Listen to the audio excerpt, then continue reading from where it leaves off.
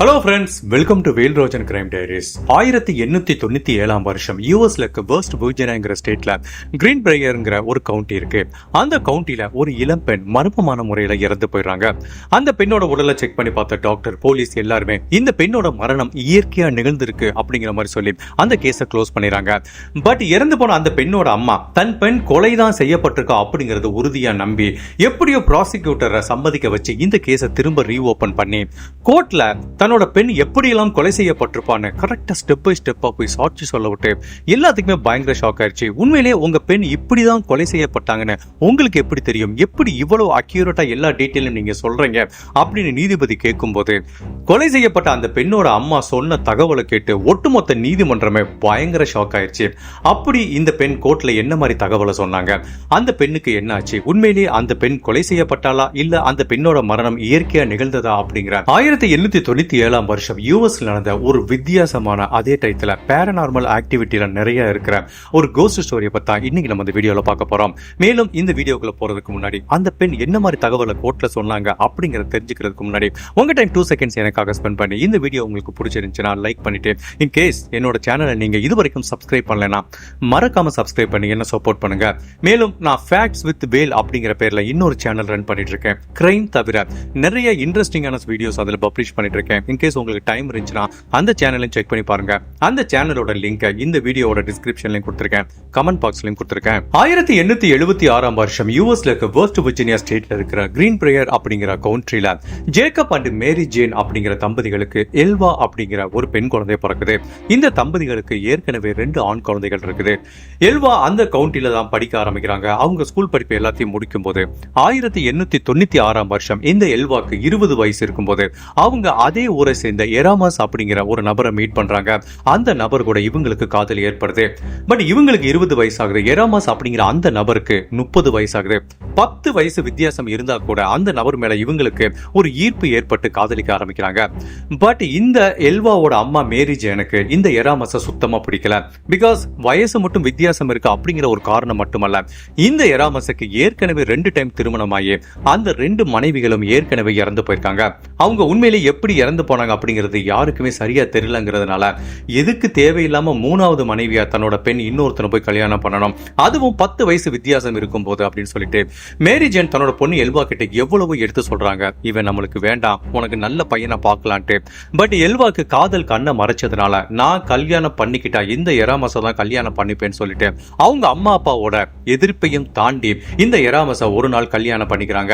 அவங்க கூடவே தனியா ஒரு குடுத்தனமும் நடத்த ஆரம்பிக்கிறாங்க. இந்த தம்பதிகள் அதே ஊர்ல ஒரு சந்தோஷமான திருமண வாழ்க்கையை வாழ்ந்துட்டு இருக்காங்க. இந்த கணவர் எராமஸ் பிளாக் ஸ்மித்தா இருக்காரு. சில இரும்பு பொருட்களை வாங்கி விற்கிற பிசினஸ் பண்ணிட்டு இருக்காரு.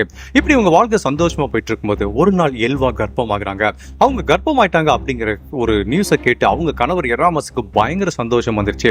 உடனே இதை பத்தி எல்லாத்திட்டு போய் நான் சொல்ல போறேன்னு சொல்லும்போது எல்வா என்ன சொல்றாங்கன்னா, ஜஸ்ட் இப்பதான் பிரெக்னன்சி கன்ஃபார்ம் ஆயிருக்கு, கொஞ்ச நாள் கழிச்சு சொல்லலாம்னு சொல்லிட்டு ஒரு 4-5 மாசம் வெயிட் பண்ணி பார்த்துட்டு சரி இப்பயாவது போய் சொல்லலாம், உங்க அம்மா ஏற்கனவே ரொம்ப கோவத்துல இருக்காங்க, இன்கேஸ் நீ கர்ப்பமா இருக்கேன்னு சொல்லி சொன்னா ஒருவேளை அவங்களுக்கு மனசு மாதிரி நம்மளை ஏத்துக்கலாம்னு சொல்லும் போதுதான் எல்வாவை டாக்டர் கிட்ட கூட்டு போய் செக் பண்ணி பார்க்கும்போது அவங்க பிரெக்னன்சில நிறைய காம்ப்ளிகேஷன் இருக்கிறத பாக்குறாங்க. மேபி அவங்களுக்கு குழந்தை உயிரோட பிறக்குமா இல்லையா, அப்படி பிறந்தாலும் அந்த ஒரு பிரசவம் ஒரு நார்மலான பிரசவமா இருக்குமா இல்லையா அப்படிங்கிற நிறைய குழப்பங்கள் இருக்கிறதுனால இந்த தம்பதிகள் என்ன முடிவு பண்றாங்கன்னா, சரி ஓகே நம்ம குழந்தை பிறந்து முடிக்கிற வரைக்கும் நம்ம இதை பத்தி யார்கிட்டயுமே சொல்ல வேணாம்னு சொல்லிட்டு இப்போதைக்கு அந்த நியூஸ் அவங்களுக்குள்ளே வச்சுக்கிட்டாங்க. ஜனவரி மாசம் 23ஆம் தேதி 1897 வருஷம் இந்த எராமஸ் வழக்கம் போல தன்னோட ஷாப்புக்கு போயிறாரு. சாயங்காலம் கரெக்டா 7 மணிக்கு தன்னோட ஷாப்ல இருந்து வீட்டுக்கு கிளம்பலாம்னு சொல்லி கிளம்பும் போது அவருக்கு புதுசா ஒரு ஆர்டர் வந்திருக்கிறதுனால அவரால் சரியான டைத்துக்கு வீட்டுக்கு போக முடியல. பட் கர்ப்பமா இருக்கிற தன்னோட மனைவி வீட்டுல தனியா இருக்கிறதுனால கடையில தான் கூட உதவியாளர் இருக்க ஒரு பையனை கூப்பிட்டுட்டு நீ நேரா வீட்டுக்கு போ, என்னோட மனைவி கிட்ட மார்க்கெட்ல ஏதாவது வாங்கணுமா அப்படின்னு கேட்டு அவங்களுக்கு தேவையானதை வாங்கி கொடுத்துட்டு நீ திரும்ப கடைக்கு வான்னு சொல்றாரு. பிகாஸ் எனக்கு நிறைய ஆர்டர் வந்துட்டு இருக்கு, நான் என்னால இப்ப வர முடியாதுன்னு சொல்லவிட்டு இந்த எராமஸ் கூட கடையில வேலை பார்க்கிற அந்த பையன் இவங்க வீட்டுக்கு போறான். ஃபர்ஸ்ட் வீட்டுக்குள்ள போயிட்டு கதவை தட்டி பார்க்கறான், யாருமே கதவை திறக்கல. பிகாஸ் ஜெனரலாவே ஒரு டைம் கதவை தட்டினாலே எல்வா வந்து கதவை திறந்துருவாங்க. பட் அன்னைக்கு அவங்க கதவை திறக்கவே இல்லை. இந்த பையனும் தட்டி தட்டி பார்க்கறான், திறக்கவே இல்லை. சரி சும்மா தள்ளி பார்க்கலான்ட்டு பார்க்கும்போது கதவு அப்படி திறந்திருக்கு. இவனு கதவை அப்படி மெதுவா திறந்துட்டு அவங்க பேரை சொல்லிக்கிட்டே கூப்பிட்டுட்டு போறான். எந்த வித சத்தமும் இல்ல. சரின்னு சொல்லிட்டு திரும்ப அப்படி கொஞ்சம் உள்ள போக போக அந்த வீட்டுக்குள்ள ஒரு மாடிப்படி இருக்கு. அந்த மாடிப்படியில இந்த எல்வா இப்படி தலை குப்புற படுத்திருக்காங்க. அதை பார்த்தவனே இவனுக்கு பயங்கர ஷாக் ஆயிடுச்சு. மேபி ஏதோ விழுந்துட்டாங்களோ அப்படின்னு சொல்லிட்டு பக்கத்துல போய் பார்க்கறான். அவங்க கழுத்து பகுதி இப்படி திரும்பி இருக்கு, ஒரு கை இப்படி இருக்கு, ஒரு கை அவங்க செஸ்ட் மேல இருக்கு. பார்த்தாலே தெரியுது அவங்க பேச்சு மூச்சு இல்லாம இருக்காங்கன்னு. ஃபர்ஸ்ட் பக்கத்துல போய் அவங்களோட நாடி துடிப்பு அந்த பையன் பார்க்கும்போதே அவங்க உயிரோட இல்லைன்னு தெரியவிட்டு இவனுக்கு பயங்கர ஷாக் ஆகி பதட்டத்துல அந்த வீட்டை விட்டு நேரா அவனோட வீட்டுக்கு போறான். அந்த அம்மா கிட்ட, அந்த பையனோட அம்மா கிட்ட சொல்றான், இந்த மாதிரி என்னோட முதலாளியோட வீட்டுக்கு போனேன், அங்க அவங்க மனைவி இறந்து சடலமா இருக்காங்கன்னு சொல்லவிட்டு இந்த பெண்மணி என்ன பண்றாங்கன்னா உடனே டாக்டர் கிட்ட தகவல் கொடுத்து வந்து செக் பண்ணி சொல்றாங்க. அதே டயத்துல கடையில இருக்கிற எராமஸுக்கும் தகவல் சொல்லப்படுது. டாக்டர் இவங்க வீட்டுக்கு வர்றதுக்கு 1 hour ஆயிடுச்சு. பட் அதுக்குள்ளேயும் எராமஸ் கடையில இருந்து இந்த வீட்டுக்கு வந்துடுறாரு. தன்னோட மனைவி இருக்கிற நிலைய பார்த்து கத்தி கதறி அழுகிறாரு. அதுக்கப்புறம் தன்னோட மனைவியை தூக்கிட்டு அவங்க உடம்ப செக் பண்ணி பார்க்கும்போது உயிர் இல்ல அப்படிங்கிறது எராமஸுக்கு நல்லா தெரியுது. சரி ஓகே, தன்னோட மனைவி இறந்து போயிட்டாங்க அப்படின்னு மனசை தேத்திக்கிட்டு அவங்கள ஜஸ்ட் ஒரு இறுதி மரியாதையை செலுத்தி அவங்களுக்கு ட்ரெஸ் எல்லாம் மாட்டி கட்டில்ல ஜஸ்ட் படுக்க வச்சிருக்காரு. பட் இவங்க டாக்டருக்கு தகவல் கொடுத்து 1 மணி நேரம் கழிச்சு தான் வந்து டாக்டர் பாக்குறாரு. அவர் வந்தவனை இவங்க நாடி துடிப்பையும் இதய துடிப்பையும் பாக்குறாரு. இவங்க இறந்து போயிட்டாங்க அப்படிங்கிற மாதிரி அவரும் உறுதியா சொல்றாரு. இப்ப எல்லாத்துக்குமே ஒரு பயங்கர குழப்பம் இருக்கு. அதுவும் இறந்து போன இந்த எல்வாவோட அம்மா மேரி ஜானுக்கு இன்னுமே அந்த ஷாக்ல இருந்து வெளியில வர முடியல. எப்படி என் பொண்ணு இறந்து போனா, எனக்கு சரியான காரணம் சொல்லுங்கன்னு டாக்டர்கிட்ட கேட்கும்போது அந்த டாக்டர் சொல்றாங்க, உங்க பொண்ணை நான் முதல்ல இருந்து செக்அப் பண்ணிட்டு இருக்கேன். அவங்களுக்கு பிரெக்னன்சில நிறைய காம்ப்ளிகேஷன் இருக்கு, அதனாலதான் அவங்க இறந்து போயிருக்காங்க. மத்தபடி அவங்க உடம்பு ஃபுல்லா நான் செக் பண்ணி பார்த்தேன், வேற எந்த பிரச்சனையுமே கிடையாது. கண்டிப்பா பிரெக்னன்சி காம்ப்ளிகேஷன் தான் இறந்து போயிருக்காங்க, இதுக்கு நம்ம ஒண்ணுமே பண்ண முடியாது அப்படிங்கிற மாதிரி அந்த டாக்டரும் கையை தூக்கிறாரு. ஃபைனலா இந்த எல்வாவோட இறுதி சடங்கு நடத்துது. அவங்க கணவர் இந்த எல்வா பக்கத்துல யாரையுமே விடாம கடைசி வரைக்கும் தன்னோட மனைவியை கத்தி பிடிச்சு கதறி அழுதுட்டு இருக்காரு. அப்படி அவர் கதறி அழுகிறத பார்த்து சுத்தி இருக்கிற எல்லார் கண்கள்ல இருந்தும் தண்ணீர் வருது. ஃபைனலா இந்த எல்வாவோட இறுதி சடங்கு முடியுது. கொஞ்ச நாள் கழிச்சு எல்லாருமே அவங்கவுங்க வேலையை பார்க்க போயிட்டாங்க. ஈவன் இந்த கணவர் எராமஸ் கூட தன்னோட மனைவியோட இறப்புல இருந்து கொஞ்சம் கொஞ்சமா ரெக்கவர் ஆகி வந்துட்டு இருக்காரு. பட் இதுல மோஸ்ட் அஃபெக்டட் யாருன்னா இறந்து போன இந்த எல்வாவோட அம்மா மேரி ஜேன் அப்படிங்கிற பெண்மணி தான். அவங்களால இந்த இழப்புல இருந்து வெளியிலே வர முடியல. 24 மணி நேரமும் வீட்டுக்குள்ள ரூமுக்குள்ளே இருக்காங்க, பித்து பிடிச்ச மாதிரி இருக்காங்க. ஈவன் சம்டைம் அந்த ரூமுக்குள்ள இருக்கும்போது யார் கூடய தனியா பேசிட்டு இருக்க மாதிரி கூட அவங்க கணவர் வெளியில இருந்து கேட்கிறாரு. இப்படி பல நாள் அந்த ரூமுக்குள்ளே இருக்காங்க. பல முறை யார் கூடய தனியா பேசிட்டு இருக்க மாதிரி தெரியுது. திடீர்னு ஒரு நாள் என்ன நினைச்சாங்க தெரியல, கதவை திறந்துட்டு இப்படி வெளியில வந்துடுறாங்க. வந்துட்டு பேசாம ஹால்ல வந்து உட்காந்துருக்காங்க. அவங்க கணவர் கேட்கிறாரு, ஆர் யூ ஆல்ரைட், இப்போ ஓகே வாயிட்டே அப்படின்னு கேட்கும்போது அவங்க எந்த பதிலும் சொல்லாம இப்படியே அமைதியா இருக்காங்க. திடீர்னு என்ன நினைச்சாங்க தெரியல, வேகமா வீட்டை விட்டு ஃபாஸ்டா நடந்து போய் அந்த ஊர்ல இருக்க ப்ராசிக்யூட்டரோட வீட்டுக்கு போறாங்க. அவர்கிட்ட போய் என்ன சொல்றாங்கன்னா, எல்லாருமே என்னோட பெண்ணோட மரணம் ஒரு நேச்சுரா நடந்தது, அது ஒரு இயற்கையா நிகழ்ந்ததுன்னு சொல்றாங்க. பட் என்னோட பெண் கொலை செய்யப்பட்டிருக்கா, நீங்க தயவு செய்து அந்த கேஸை ரீஓபன் பண்ணுங்கன்னு சொல்றாரு. அப்போ ப்ராசிக்யூட்டர் சொல்றாங்க, நீ என்னமா உளறிட்டு இருக்க, அந்த பெண் இயற்கையா தான் இறந்து போனாங்க, பிரெக்னன்சி காம்ப்ளிகேஷன் தான் இறந்து போனாங்க அப்படிங்கிறத பத்தி டாக்டர் சர்டிபிகேட் கொடுத்திருக்காரு. இப்போ போய் அந்த கேஸை போய் நீ ரீஓபன் பண்ண சொல்றீங்க, அதுக்கு ஏதாவது ஸ்ட்ராங்கான ரீசன் இருக்கா? ஓகே, இந்த ரீசன் இதனாலதான் என் பொண்ணு கொலை செய்யப்பட்டிருப்பான்னு நான் நினைக்கிறேன் அப்படிங்கிற மாதிரி ஒரு ஸ்ட்ராங்கான ரீசனை சொல்லுங்க, நான் மேபி இந்த கேஸை ரீஓபன் பண்ணி விசாரணை பண்றதுக்கு உத்தரவிடுறேங்கிற மாதிரி ப்ராசிக்யூட்டர் சொல்றாரு. இப்போ இந்த மேரி ஜேன் அந்த ப்ராசிக்யூட்டர் சொல்றாங்க, சரி ஓகே, நான் உங்களுக்கு ஒரு முக்கியமான விஷயத்த சொல்றேன், இது நீங்க நம்புவீங்களா இல்லையான்னு தெரியல, பட் இதுதான் நடந்த உண்மைங்கிற மாதிரி சொல்றாங்க. சரி நீங்க சொல்லுங்கன்னு சொல்லும்போது மேரி ஜேன் என்ன சொல்றாங்கன்னா, தன்னோட பெண் எப்போ இறந்து போனாங்களோ அதோட ஃபர்ஸ்ட் டேல இருந்தே தன்னோட பெண்ணோட மரணம் இயற்கையா நிகழ்ந்தது இல்ல, தன்னோட பெண் கொலை செய்யப்பட்டிருக்கா. அதுவும் என்னோட பெண்ணோட கணவர் எராமஸ் தான் என்னோட பெண்ணை கொலை பண்ணிருக்காருன்னு டே 1ல இருந்து சொல்லிட்டே இருந்திருக்காங்க. அப்படி இவங்க பித்து பிடிச்ச மாதிரி அவங்க வீட்டு ரூமுக்குள்ளே இருக்கும்போது திடீர்னு ஒரு நாள் ஒரு மிகப்பெரிய ஒளிவட்டம் அவங்க ரூமுக்குள்ள தோணிருக்கு. அந்த ஒளிவட்டம் வரும்போது அந்த ரூம் புள்ள பயங்கர கோல்டா இருக்கு. இவங்களுக்கு ஒண்ணுமே புரியல. அந்த ஒளி வட்டத்தையே பார்த்துட்டு இருக்கும் போது அந்த ஒளி வட்டத்துக்குள்ள இருந்து இவங்களோட பொண்ணு எல்வா மெதுவா அப்படி வெளியில நடந்து வர்றதை பார்த்து இவங்க உடம்பெல்லாம் அப்படியே சிலிர்த்து போயிருச்சு. பிகாஸ் தன்னோட பெண்ணோட உடலை அவங்களோட ஆக்டிவிட்டியை அந்த பெண் இறந்து போனதுக்கு அப்புறம் ஆன்மா வடிவில் பார்க்கும்போது இவங்களால நம்பவே முடியல. பயங்கர ஒரு மாதிரி பயந்து போயிட்டாங்க. பட் திடீர்னு அந்த உருவம் மறைய ஆரம்பிச்சிருச்சு. இவங்களுக்கு ஒண்ணுமே புரியல, தான் காண்பது கனவா இல்ல உண்மையிலே தன்னோட பெண் ஆன்மாவா வந்து தாங்கிட்ட பேச முயற்சி பண்றாளா அப்படிங்கிற ஒரு குழப்பம் இருந்துட்டே இருக்கும்போது சரி ஓகே, நெக்ஸ்ட் டைம் தன்னோட பொண்ணு தாங்கிட்ட வரும்போது நம்ம பயப்பட வேணாம், தைரியமா பேசி பார்ப்போம்ட்டு பல நாள் தனியா அந்த ரூமுக்குள்ள வந்துட்டு ப்ரே பண்ணிட்டே இருக்காங்க. திரும்ப தன்னோட பெண்ணை கூப்பிட்டுக்கிட்டே இருக்காங்க. அப்படி அவங்க அவங்க நீண்ட நாள் கூப்பிட்டுட்டே இருக்கும்போது ஃபைனலா ஒரு நாள் எல்வா வர்றாங்க. இதே மாதிரி ஒரு மிகப்பெரிய ஒளிவட்டம் அந்த வீட்டுக்குள்ள தோணுது. அதுக்கு உள்ள இருந்து எல்வா மெதுவா நடந்து வராங்க. இந்த டைம் மேரி ஜேன் ரொம்ப தைரியமா எல்வா கிட்ட கேக்குறாங்க, உனக்கு என்ன நடந்துச்சுங்கிறத உண்மையை சொல்லு. கண்டிப்பா நீ நேச்சரா இறக்கல, உன்னை கொலை பண்ணிருக்காங்க, அதுக்குரிய உண்மையை சொல்லுன்னு சொல்லும்போது எல்வா என்ன சொல்றாங்கன்னா, கரெக்ட், நீங்க சொல்றது கரெக்ட் தான்.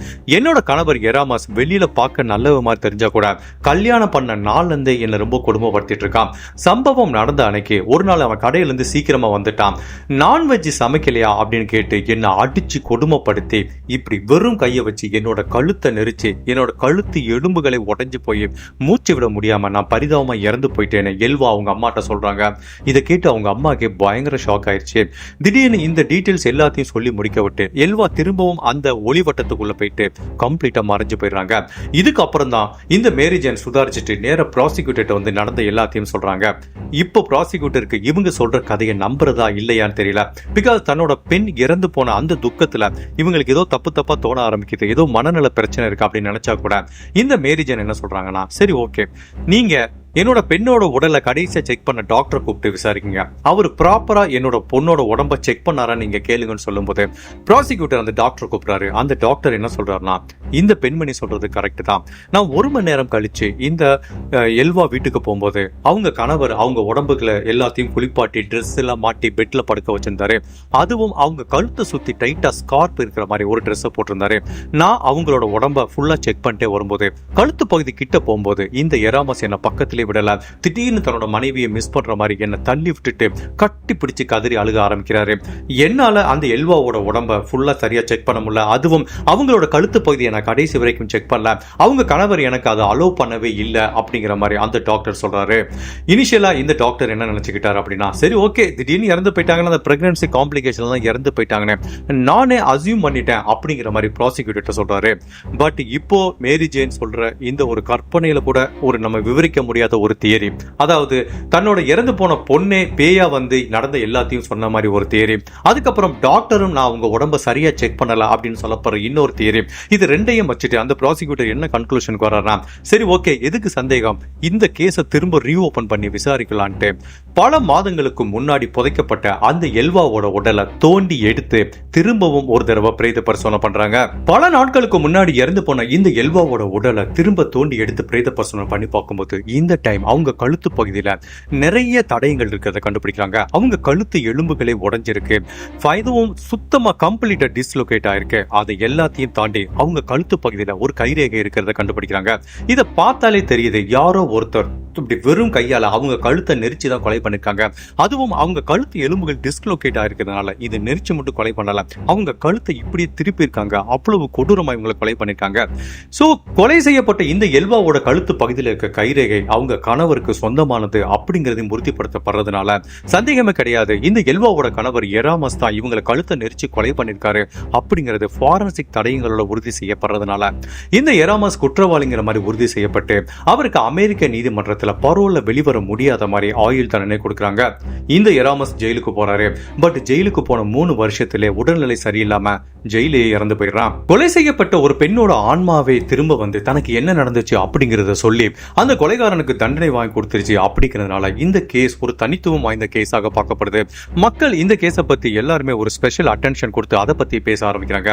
ஒரு செட் ஆஃப் பீப்புள் என்ன சொல்றாங்கன்னா, ஆகா, அந்த பெண்ணோட ஆன்மாவே வந்து கொலைகாரனுக்கு தண்டனை வாங்கி கொடுத்துருச்சுடா அப்படிங்கிறாங்க. இன்னொரு செட் ஆஃப் பீப்புள், இந்த பேய் ஆன்மாலாம் கிடையாது, இந்த பெண்ணோட அம்மாக்கு நல்லாவே தெரிஞ்சிருக்கு அந்த பெண்ணுக்கும் கணவருக்கும் ஏதோ பிரச்சனை இருக்குன்னு, சோ அவன் தான் இவனை கொலை பண்ணிருப்பான் அப்படிங்கிற மாதிரி அவங்க அம்மாக்கு தெரிஞ்சதுனால இதோ ஒரு கட்டுக்கதையை சொல்லி இந்த கேஸை ரீஓபன் பண்ணி அந்த பொண்ணோட உடலை தோண்டி எடுத்து பிரேத பரிசோதனை பண்ண வச்சு தண்டனை வாங்கி கொடுத்துட்டாங்க அப்படிங்கிற மாதிரி இன்னொரு செட் ஆஃப் பீப்புள் சொல்றாங்க. பட் அப்படி சொன்னா கூட எக்ஸாக்டா தன்னோட பெண்ணுக்கு என்ன நடந்துச்சு, அந்த நபர் வந்தான், கழுத்தை பிடிச்சு வெறும் கையால இங்கெல்லாம் வச்சு கழுத்தை பிடிச்சு கழுத்தை நெரிச்சு இப்படி டிஸ்லோகேட் ஆகிற வரைக்கும் இவ்வளவு கொலை பண்ணிட்டு போனான் அப்படிங்கிற அவ்வளவு அக்யூரேட்டான தகவலை அவங்க அம்மா எப்படி ப்ராசிக்யூட்டர் சொல்ல முடிஞ்சிச்சு அப்படிங்கறதா எல்லாத்துக்கும் இன்னும் இருக்கிற ஒரு மிகப்பெரிய கொஸ்டினா இருக்கு. கண்டிப்பா கொலை செய்யப்பட்ட எல்வாவோட ஆன்மா வந்து இவ்வளவு டீடைல் சொல்லாட்டா கண்டிப்பா இவ்வளவு அக்யூரேட்டான டீடைல அவங்க ப்ராசிக்யூட்டர் சொல்லியிருக்க வாய்ப்பு இல்ல. இப்படி மக்கள் வெவ்வேறு விதமா பல கருத்துக்கள் இந்த கேஸை பத்தி சொன்னா கூட எனக்கு என்ன தோணுதுன்னா, என்ன பொறுத்த வரைக்கும் இந்த ஆன்மா பேய் பிசாசு இதுலலாம் நம்பிக்கை இல்ல. மேபி அவங்க அம்மாவுக்கு ஒரு உள்ளுணர்வு இருந்துக்கலாம், தன்னோட பொண்ணு கொலை செய்யப்பட்டிருப்பா அப்படிங்கிற உள்ளுணர்வு இருந்ததுனால மேபி ஜஸ்ட் இவங்களா ஒரு கட்டுக்கதையை சொல்லி அவங்க உடலை தோண்டி எடுக்க வச்சு பிரேத பரிசோதனை பண்ண வச்சு அதை நிரூபிச்சிருக்கலாம் அப்படிங்கிற மாதிரி எனக்கு தோணுது. இது உண்மையிலேயே அவங்க பொய் சொன்னாங்களா இல்லையா, இல்ல இறந்து போன பெண்ணோட ஆன்மா வந்து சொல்லிச்சா இல்லையா, வாட் எவர் இட் இஸ், ஃபைனலா கொலை பண்ண அந்த கொலைகாரனுக்கு தண்டனை கிடைச்சிருச்சு. அது வரைக்கும் சந்தோஷம் தான். இந்த கேஸை பத்தி நீங்க என்ன நினைக்கிறீங்க? உண்மையிலேயே அந்த கொலை செய்யப்பட்ட எல்வாவோட ஆன்மா வந்து அவங்க அம்மா கிட்ட எல்லாத்தையும் சொல்லியிருக்குமா, இல்ல இவங்க அம்மாவே ஒரு கதையை ஃபேப்ரிகேட் பண்ணி சொல்லி அவங்க உடலை தோண்டி எடுக்க வச்சு இந்த கேஸை சால்வ் பண்ணிட்டாங்கன்னு நினைக்கிறீங்களா? உங்களோட கருத்தை மறக்காம இந்த வீடியோல பதிவு பண்ணுங்க. இந்த மாதிரி அனதர் கேஸ்ல உங்களை சந்திக்கிறேன். Till then, bye.